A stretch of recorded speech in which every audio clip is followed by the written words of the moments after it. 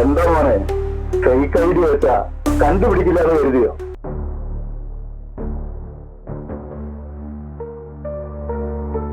തന്റെ ജോലി എന്താ? മാധ്യമ പ്രവർത്തനം.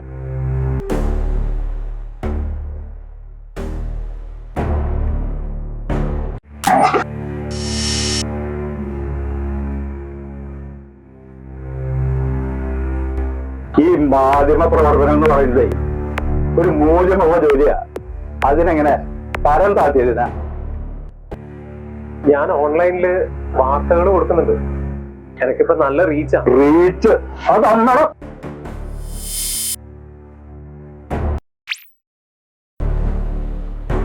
അതുപോട്ടെ, കാര്യമുള്ള പിറകെ ഏതു നേരവും ക്യാമറയുമായി നടക്കുന്നത് എന്തിനാ? ഒഴിവില്ല, കണ്ടന്റിന് വേണ്ടി. കണ്ടന്റിന് വേണ്ടി 24 മണിക്കൂറും ഇവളുടെ പിറകെ എങ്ങനെ നടക്കുന്നത് എന്തിനാ?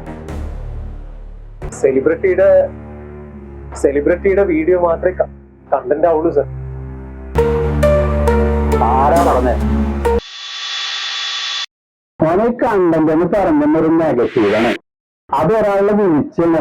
രാത്രി 10 മണിക്ക് അമ്മായിമ്മനെ വെട്ടിക്കൊന്ന്, കാമുവിന് വിഷം എടുത്ത് കൊന്ന്, മ്യൂസിക് ഒരു ചാനലിലൊക്കെ പൊലിപ്പിക്കുന്നുണ്ട. അതാണ് കണ്ടന്റ്. അല്ലാണ്ട് അവിടെയും സുഖം ഇവിടെയും സുഖം ആർക്ക് വേണം? നിനക്ക് രക്ഷപ്പെടണമെങ്കിൽ ഞാനൊരു ഐഡിയ പറയാം. ഏതെങ്കിലും ഒരു സെലിബ്രിറ്റിയെ ക്യാമറ കൊണ്ട് പിന്തുടരുക. അവരുടെ വീഴ്ചയില് നമ്മൾ ഉയർച്ച തുടങ്ങും. അക്കൗണ്ടിൽ ക്യാഷ് വന്ന് ഇറയും. ഇതിൽ തരം സുഖം കിട്ടുന്ന ഒരു ജോലി വേറെ ഉണ്ടാ?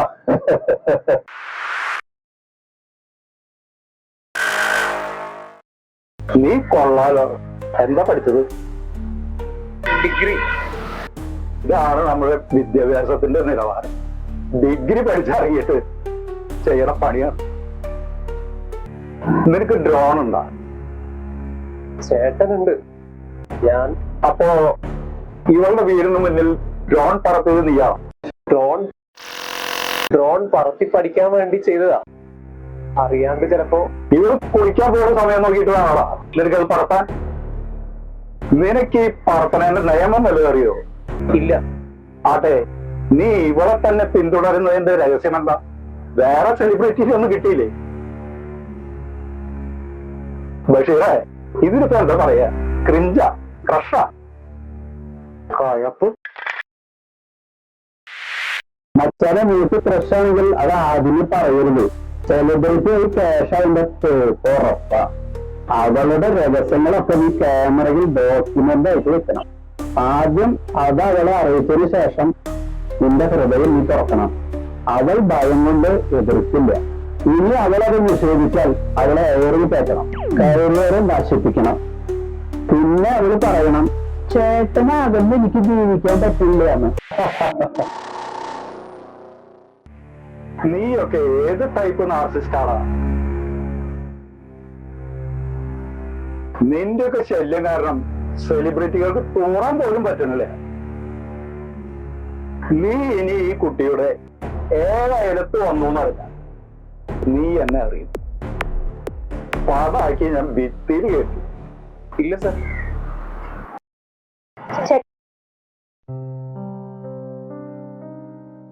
മിടുക്കി.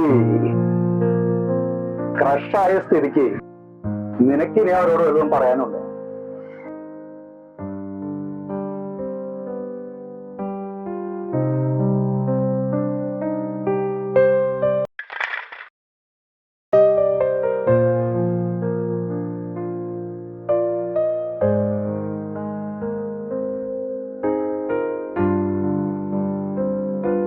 ഞാനേ ഹൊറർ പടങ്ങൾ ഒരുപാട് കാണും.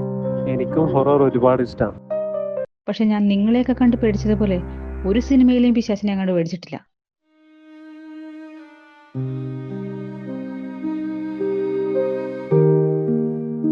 ഇനിയെങ്കിലും മാന്യമായിട്ട് ജീവിക്കാൻ നോക്ക് ചേട്ടാ.